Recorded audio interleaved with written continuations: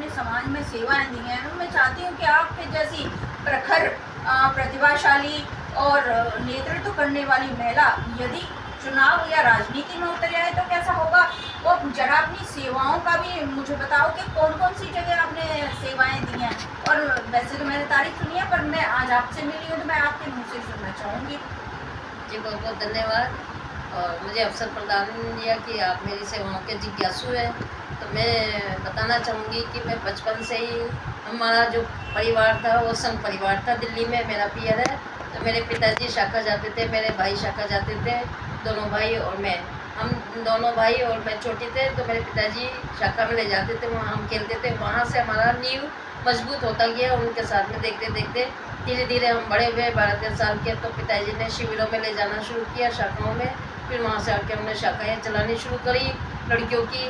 फिर मैं धीरे धीरे नियुक्त की शिक्षिका बनी और संगठन हमारा विश्व हिंदू परिषद दुर्गा वाहिनी में मुझे दायित्व मिला था दिल्ली में। और झंडे वाला विभाग की मैं संयोजिका थी।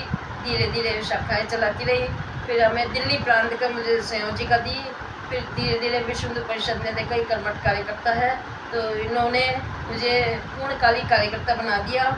और मेरे पिताजी ने अधिकारियों को, माननीय अशोक सिंघल जी, आचार्य गिरिराज जी, साध्वी कमलेश भारती जी दिल्ली में हमारे घर पधारे और बोला इस बेटी को हमें देश सेवा के लिए दान दे दो। मेरे पिताजी को, माता जी को बोला। तो मेरे पिताजी की तो इच्छा ही थी, 8 बेटियों में से एक बेटी को देश सेवा में मैं दान करना भी चाहता हूँ, एक बेटे को भी देना चाहता हूँ। 3 बेटे हैं, तो एक बेटे को भी देश सेवा में अर्पित किया, दान दिया। प्रचारक बना मेरा भाई बूंदी में 3 वर्ष, छोटा भाई, और मुझे भी सौंप दिया। और जैसे ही संस्था ने लिया, विश्व हिंदू परिषद ने बोले अब ये बेटी हमारी हो गई है, तो इसकी इच्छा हुई तो हम इसकी पसंद से शादी करेंगे। लेकिन संजोग ऐसा बना कि वही चर्चित हो गई, कार सेवा में गई, इंडिया टुडे में, अखबारों में, सब जगह गिरफ्तारियाँ हुई। अयोध्या में 2 बार मैं कार सेवा में गई थी। दिल्ली का पूरा जत्था मैं खुद लेके गई थी साध्वी जी के साथ में। और तो ये समाज के लोगों ने देखा, यहाँ पूरे भारत में फैला, तो जयपुर के लोगों ने सोचा सामाजिक लड़की है तो विवाह संबंध करा दिया मेरा।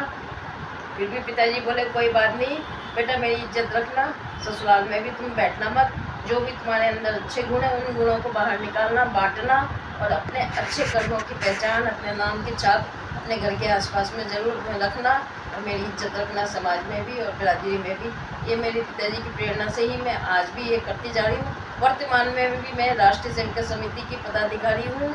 और बीच में भी मुझे अवसर प्राप्त हुआ था विश्व हिंदू परिषद मातृशक्ति में जयपुर में, गालव जिला की संयोजिका भी रही हूँ मैं जयपुर में अभी।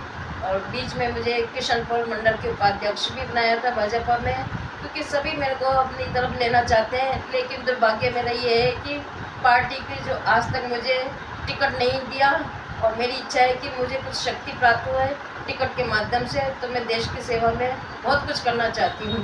यही मेरी अंतिम इच्छा है। बहुत अच्छा। मैं चाहती हूँ आप जैसे चरित्रवान लोग, और मुझे लगता है शायद पैसे वैसों की कोई ऐसा वो रहा होगा मैटर, क्योंकि आप तो मध्यम वर्गीय परिवार से हैं, तो बहुत ज़्यादा राजनीति में पैसा नहीं उड़ेल सकती हैं।